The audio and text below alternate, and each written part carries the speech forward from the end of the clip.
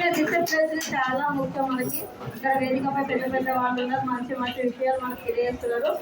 నా పేరు దుర్వేద, నేను సంగారెడ్డి నుండి ఇక్కడికి మరి అందరు పార్టీ సభ్యులతో తీసుకొచ్చి మధ్యాహ్నం చెప్పినప్పుడు జగన్ సార్ నేను స్పీచ్ ఇస్తే మరి ఒక పాట కూడా కట్టిండు. గద్దరాన్ని మేము మర్చిపోలేదు. నిజంగా మేము నాయకులం అందరం గద్దరాన్ని ఆదర్శంగా చెప్తాను, గర్వంగా చెప్తాను నేను దాని కారకం. ఎందుకంటే నేను ఏ ప్రోగ్రాంలకి మనం ఏం సాయం చేయకపోయినా తప్పకుండా మీరు రావాలి మేడం, ఎక్కడున్నా కూడా ప్రోగ్రామ్ తప్పకుండా మీరు రావాలని తను మమ్మల్ని హైలైట్ చేస్తారు.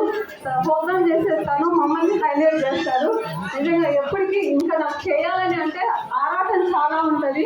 కొంత financial professor doctor Vijayabhaskar, orthopaedic surgeon అండి, డిజబుల్ ఫౌండేషన్ ట్రస్ట్ ఆధ్వర్యంలో మేము Yadadri institute of research and rehabilitation for disabled వికలాంగుల కొరకు యాదగిరిగుట్టలో స్థాపించబోతున్నాం. ఈ లోపల మన హాస్పిటల్ని వికలాంగుల కోసం ఫ్రీ సర్జరీ చేయడానికి, వికలాంగులను చకలాంగులకు చేయడానికి ఈ కార్యక్రమాన్ని దీన్ని మేము Ravi Helios hospital Indira park ఎదురుగా స్థాపించబోతున్నాము 28వ తారీఖు. ఆ తర్వాత దీన్ని యాదగిరిగుట్టలో 5 ఎకరాలలో వికలాంగులకు ఫ్రీ ఆపరేషన్ చేయడానికి ఒక 100 బెడ్లతో తయారు చేయడానికి మేము గవర్నమెంట్ అలాగే యాదగిరిగుట్ట ట్రస్ట్ తోటి సమేతంగా ఈ కార్యక్రమాన్ని నిర్వహించబోతున్నాం. వీటన్నిటికీ వికలాంగుల సహాయార్థము, వారికి వికలాంగులను సకలాంగులను చేయడానికి. ఎందుకంటే మనకు గవర్డ్ హాస్పిటల్ తిరుపతిలో అవకాశం లేదు కాబట్టి ఇక్కడ ఈ హాస్పిటల్ అనేది మనం స్థాపించగలిగితే డెఫినెట్లీ మనకు చాలా యూజ్ ఉంది.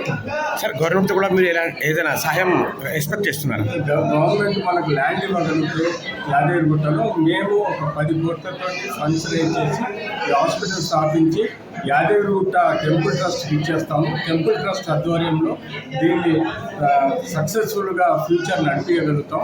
గవర్డ్ హాస్పిటల్ తిరుపతి లాగా దీన్ని డెవలప్ చేయాలి.